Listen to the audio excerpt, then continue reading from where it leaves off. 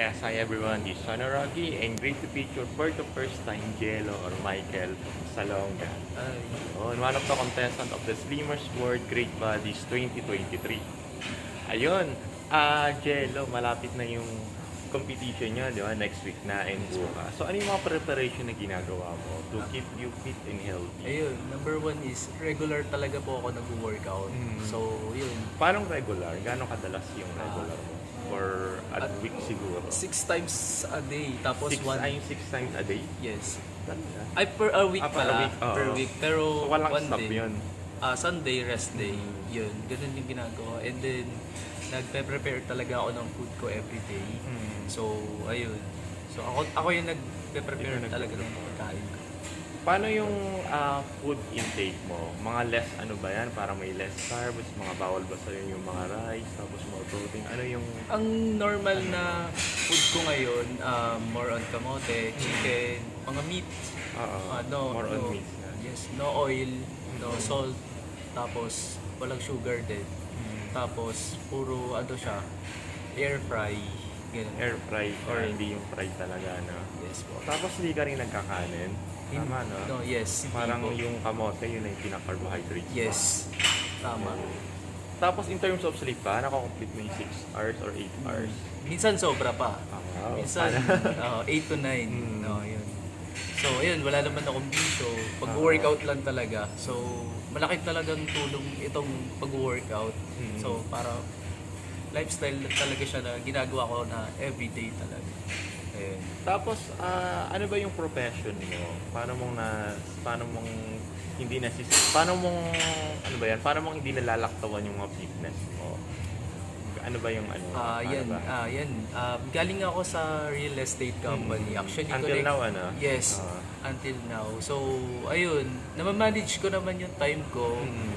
Kapag walang duty, ayun, pakbak sa pag-workout, ayun, lagi. Tapos, nagpapaalam ako ng maayos sa boss ko. Ayun, very supportive naman yung boss ko. Kaya, hindi ako nahihirapan sa schedule ko. So, maganda yung time ko kasi flexible talaga yung sa work and then sa nakapag-workout talaga ako ng mabuti. Ayun po. Tapos, ito ba yung first time mo na sasali sa mga fitness competition? Yes, definitely. First timer ko talaga siya. So, parang na-encourage ako ni Sir Allen Pascua, yung manager natin dito sa SM North EDSA. Ayun, so, na-encourage niya ako before na magkaroon ng tawag dito na before magkaroon ng competition dito ng ayun try ko lang daw yung luck ko ayun Sinerte naman. actually no, second attempt ako nung pumunta ng orientation, so ayun, akala ko nga di ako napasa pero nakapasa naman ako. Ayun. Ano yung naging motivation mo to join the competition? Actually, motivation ko talaga is college pa lang nag-workout na ako dito. So, Dito na talaga sa yes, SM North? sa SM North. Ah. So parang nakita ko yung advocacy talaga ng Slimmers World na sila into fitness, health, wellness, beauty. Parang nakikita ko yung sarili ko na angkop din ako dun sa mga platform na ginagawa nila, sa advocacy nila. Kaya gusto ko i-try. Ayun. Kaya napasali talaga ako. How old are you na ba ngayon? I'm 31, pero 31. turning 32 na rin ako ngayon this month. So, ayun, pawala na tayo sa kalendaryo. Pero since since college, nagwo-workout ka na talaga, no? Yes. Tama, no? Dito na rin sa Slimmers. Oo. Tapos ayun, Almost 10 years ka na din. yes, tama po.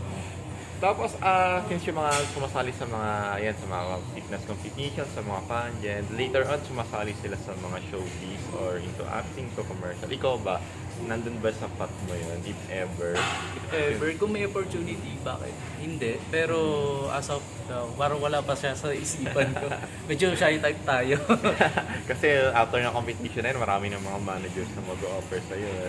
Tapos if given a chance ba, sino yung gustong makatambal sa Sa partner mo showbiz? sa showbiz? Sino ba? Ka-age ko. Sino bang mga gusto mo? Sino ba? Liza Soberano. Ayun. Bakit si Liza? Wala, sobrang ganda lang talaga niya. Ayun. Sino ba kaedad ko? Wala na ako maiisip. Ayun po. Ayun. Siguro last na lang, ano yung mga aabangan nila sa'yo dun sa actual competition? Ayun, yung sa actual competition ko, bibigay ko yung 100% best ko. Ayun, pagpapakatotoo lang talaga ako sa lahat ng gagawin ko. Ayun, enjoy ko lang, trust the process palagi. Ayun, and susurrender ko lahat yun kay Lord. Ayun po. Ay nakita natin yung practice niya kanina, yung behind the scene, talagang prepare na, no?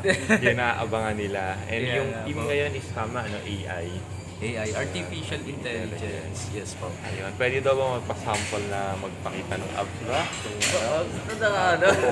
Ayan, okay lang ba? Tulog. Sige, abangan na lang natin sa actual competition, which is next week, di ba? Yes. Ayun, sige, invite natin sila. And so, sa mga makakapanood po nito, sana support po natin ang Great Bodies 2023.